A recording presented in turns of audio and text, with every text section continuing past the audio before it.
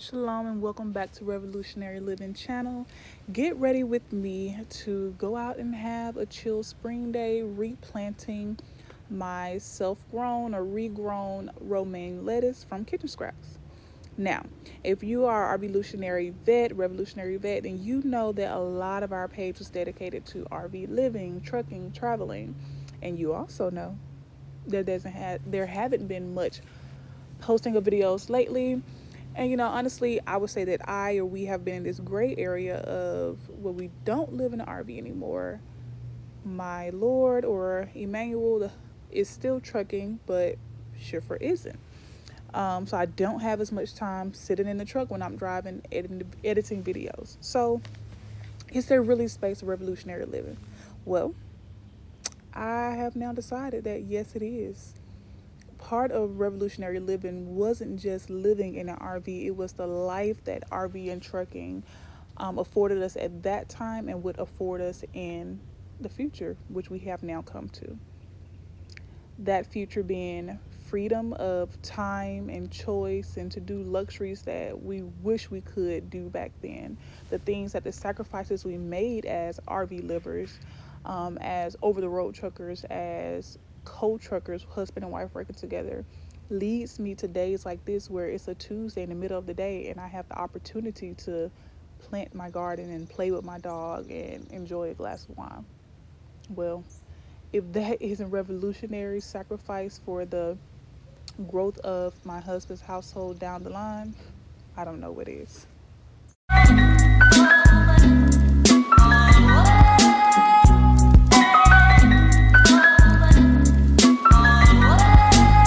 Okay, so here we are, replanting our romaine lettuce kitchen scraps, starting with the potting soil. It is an organic mix that I got from Home Depot by Kellogg.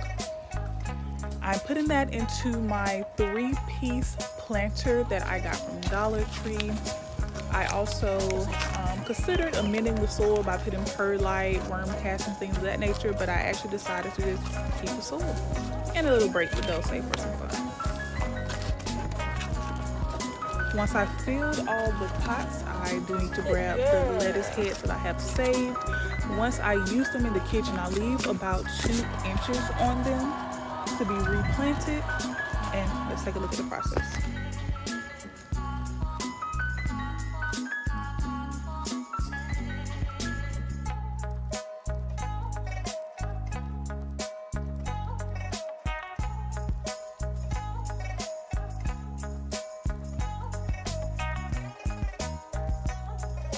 Alright, after a dance break and searching YouTube to make sure I'm not missing any key tips, I decided to go for it. I fill up the pots with the soil and put a dent in them to implant the romaine lettuce. And for the parts that's still showing of the original lettuce, I go ahead and cover that with the potting soil, leaving the newly grown leaves exposed. Now you do see I have that water bottle stuck in the middle. It's a little trick I saw on YouTube to save about a cup or so of your soil by not needing to fill the middle where you're not going to be growing anything. I also may replace that with a glass bottle filled with water to see if it will self-water the pot itself, but we'll see. I did have 1 extra romaine. I wasn't sure if I wanted to plant that 1 romaine in my 3-piece planter, but after finishing the first one, I decided to go ahead and give it a try. So I finished the first one, gave it a thorough watering. I made sure it was enough to start draining out of the drainage holes, which are already in this planter. You just pop them out. And then for the next planter, I went ahead and put in the 1 romaine and another scrap I was growing from the kitchen, which is celery. So we'll see how those 2 grows. That's that extra one. Is actually very, very large and starting to grow up in the center, you see there. And that's that celery also started to grow up in the center there. And you can see how small of containers I'm growing this in my windowsill. This Dollar Tree planter has been rinsed out and I've already popped out the drainage holes. And if you're looking for it, perhaps you find it online. I know they're hard to find at the stores today. Same process. I fill that thing up with our planting soil, put in our plants, water it, expose it to sun. And the good thing about these, if you want to go ahead and give it a try now, they are warm, cool weather spring essentially.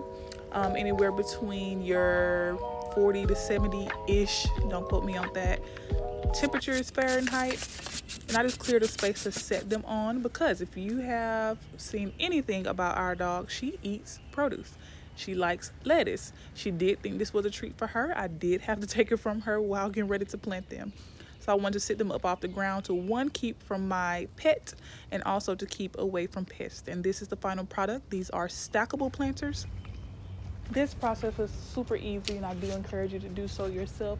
Go ahead and get started on trying to grow your own food. Be self-sufficient. And if you liked what you saw here today, hey, like, comment, subscribe. Our content is going to be everything revolutionary, everything traditional values, everything family, marriage, travel, growing, just living our life revolutionary. Thanks for tuning in.